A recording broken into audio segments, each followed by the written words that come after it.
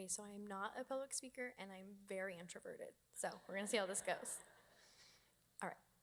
A long time ago, God had a plan to create me, even before the world was made. He had a plan for me.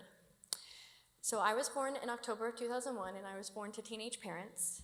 And over the next few years, I had two brothers that came.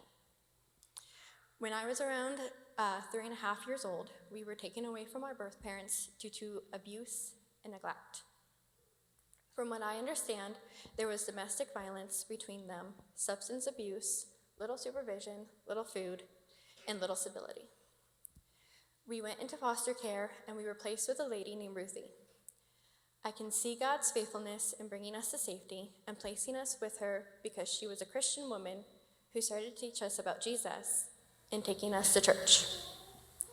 We met our adoptive parents in 2006, about a year after going to live with Ruthie. We had many visits and a sleepover visit before we moved in with them in May. The very next day was Mother's Day. While I was living with Ruthie, I was in speech therapy because I could not talk very well. When I moved in with my adoptive parents, the therapy continued.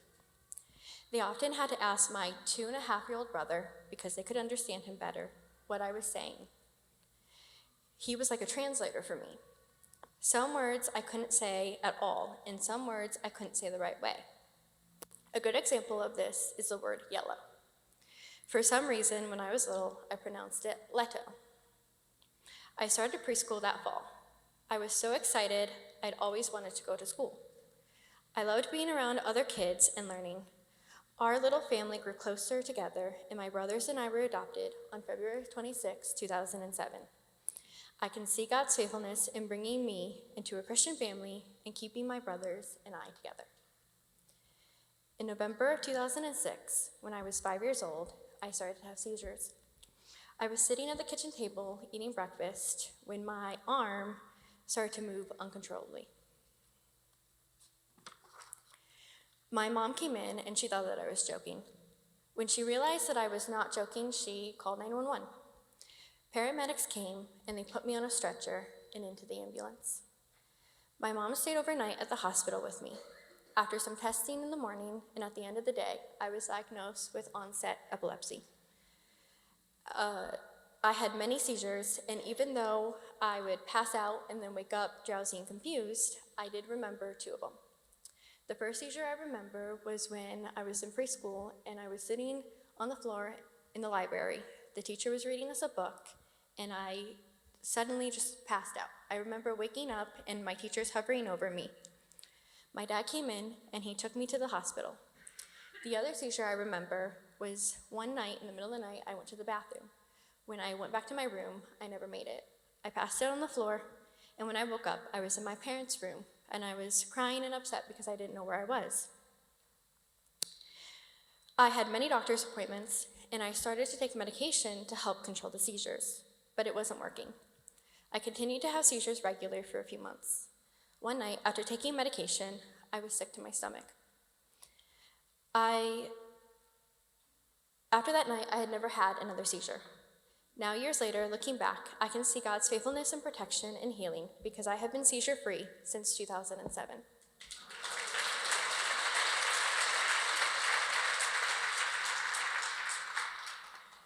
Growing up, while I enjoyed doing things with my younger brothers, I always wanted a sister to do the girly things with. I started to ask my mom for a sister. I don't know how many times I asked her, but I know it was a lot. I started to ask my mom, and her answer was always the same. Pray that God makes my body work that way, or that if we're supposed to adopt again, he will let us know. That is not the answer I wanted to hear at ages 7, 8, 9, and 10. One day, when I was in my first year of middle school, my parents told us that they were going to adopt again. In April of 2014, when I was on a school trip, we got 3 more kids that came to live with us, 2 boys and a girl. Sound familiar? Yes, that is how my brothers and I came. That day, I came home from my trip, and my life was completely turned upside down. I went from having 2 brothers to having 4 brothers and a sister. Though I got what I wanted, life was hard. I found myself not being able to do the things we used to do as a family. I had to share my toys and my things, and I had to share my parents even more. That same year, my foster sibling's birth mother was pregnant with another baby. He didn't come to us right away, but he did eventually come when he was 6 weeks old. Now there were 7 kids and 2 adults living in our small house. I wanted life to go back to the way it was, just the 5 of us. I felt guilty when I had those thoughts. After all, God had taken these kids out of a hard situation and brought them into a loving family. In the fall of that year, we moved into a bigger house. Some of my parents' friends felt God was moving them to buy us a home that we could rent from them that would be better fit for our family. We had lots of help from family and friends, and I can see God's faithfulness in how he held our family together when we added more children and providing a home large enough to hold us all. When I was in the 8th grade, my mother was diagnosed with thyroid cancer. She needed to have surgery to get it removed. At this point, there were 7 kids, ranging from the ages of 13 to 1. The day of her surgery, my 4 foster siblings went to stay with their first foster home. My 2 brothers and I went to stay with our grandparents. My mom had her surgery, and it was a success. She had to stay in the hospital for a week, and we were able to visit her. At this time, my foster sibling's birth mother was pregnant with twins. In February 2016, the twins were born, a girl and another boy. Now we were up to 9 children in our home, and things were crazy. I have 6 brothers and 2 sisters. Many things began to change. My sister moved into my room with me so the babies could have the room she was sleeping in. Our house was busier, louder, and more chaotic. There were always so much going on. I can see God's faithfulness in how he healed my mother and gave us the strength and endurance to add 2 more children to our already large family. I was blessed to go to a Christian school for high school. While I was there, I was in many different choirs. One of the choirs, Women's Chorale, had a theme Bible verse. The verse is Proverbs 31:30. Charm is deceptive and beauty is fleeting, but a woman who fears the Lord is to be praised. That verse really struck with me. I want to be the kind of woman who loves the Lord with all her heart and knows that she belongs to him. My senior year was the craziest and hardest year I ever had to face. I was set to graduate in 2020. At the beginning of the year, everything was fine. COVID was not an issue yet. But I remember in March, sitting in class and watching TV as the governor told us that things were going to start being closed down. I also remember everyone saying that it was just temporary and that we would be back in 3 weeks. Well, we never went back.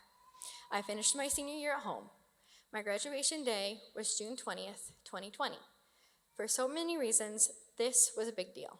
The biggest reason is because I was the first person in my biological family to graduate from high school. I can see God's faithfulness in how he sent me to a Christian school, kept us safe and healthy during the start of the pandemic, and gave me what I needed to graduate when no one else before me had done that. That same week of my graduation, my grandpa hurt his back. My grandparents couldn't join us in person for my graduation, but it was being live streamed for those who couldn't come, so they were able to watch it. That night, after my parents put my younger siblings to bed, my dad came downstairs and said that he was going to the hospital because my grandpa had to be taken there. My mom came down a few minutes later and said that she was going as well. My oldest 2 brothers and I stayed up and watched TV until my parents got home.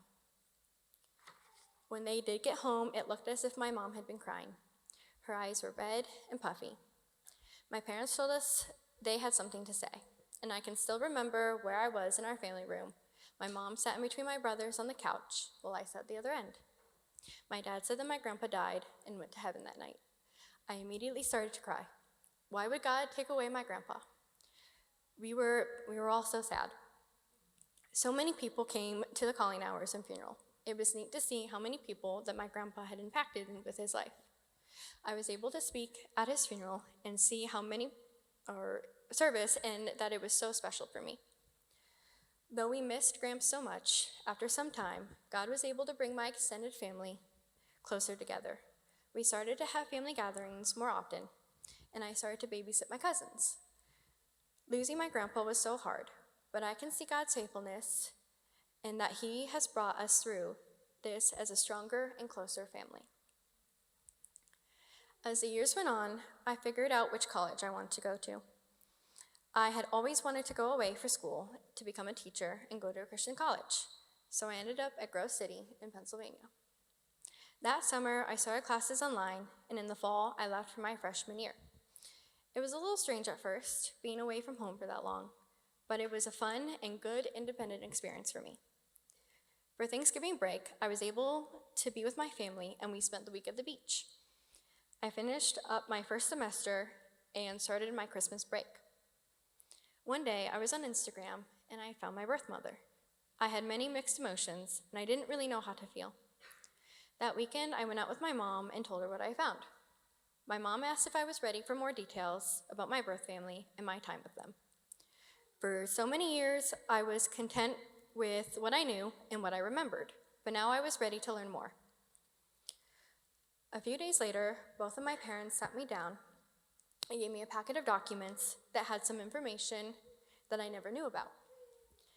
There were some things in those documents about my life with my birth parents that were really hard for me to read. Things that had happened to me that, due to my age, I had no memory of. My mom encouraged me to talk with her if I needed to and gave me the name and the number of a counselor who had already said that she'd be willing to help me. When I got back to school for the second semester, I started counseling. Due to me being in another state, we started with Zoom appointments. It was very helpful for me to process my story and what I was thinking and feeling with my counselor. She was amazing and was able to help me see things in a new light and come to terms with my story. Even though it is hard, God has been with me through it all, and He never left me. Looking back, I can see God's faithfulness in sending me to a Christian college, and my parents sharing my information with me about this sometime, being there for me and sending me to a Christian counselor to help me along the way.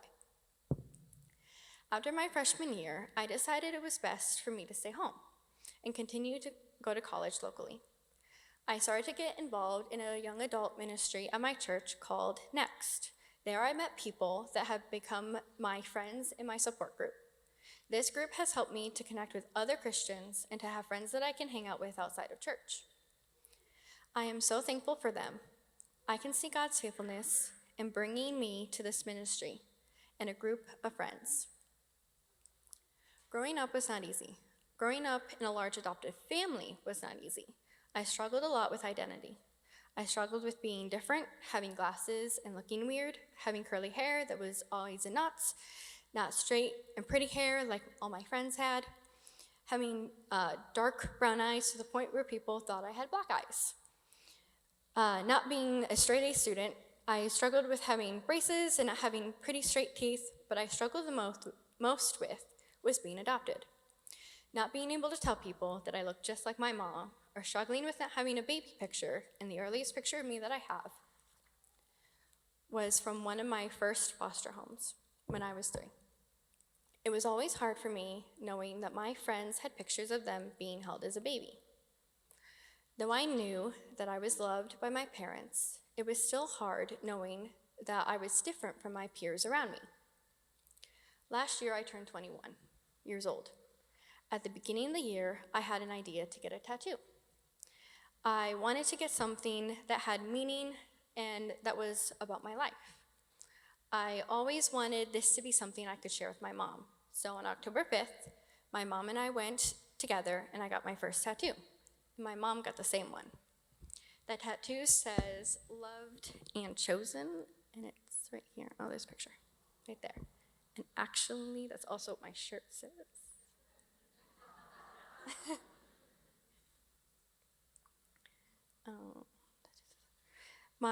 The tattoo says loved and chosen in my handwriting, with the love having a line through the L to make it a cross. This is to help remind me that I am loved and chosen by God and by my adoptive parents. God was faithful to bring me to my parents who loved and chose me when my birth parents could not. The sweatshirt I'm wearing today is also a good reminder of that, already loved and already chosen. I was born to abuse and neglect by teenage parents. I was in foster care, could hardly talk, and had seizures. I was adopted and struggled with my identity. I was the first person in my biological family to graduate from high school. I'm the first person in my biological family to go to college, where I'm in my junior year. And now I'm standing before you, loved and chosen, sharing my story. This story that I have isn't about me, though. It's about God and his faithfulness. Deuteronomy 7:9 says, "Know, therefore, that the Lord your God is God. He is faithful God, keeping his covenant of love to thousands of generations of those who love him and keep his commandments. He will always be a God of covenants, and he will always keep his promises. Above all else, he will always be faithful to us, his people that he loves with all his heart." Thank you.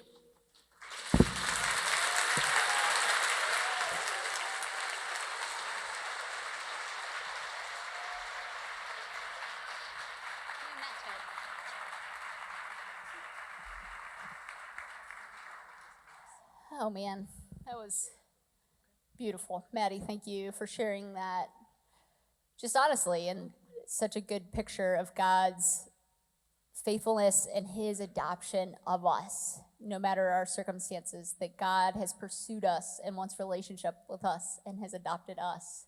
And so thankful for your story, Maddie, that God created you with your own story to bring him glory in mind. And so thanks for being willing to share that.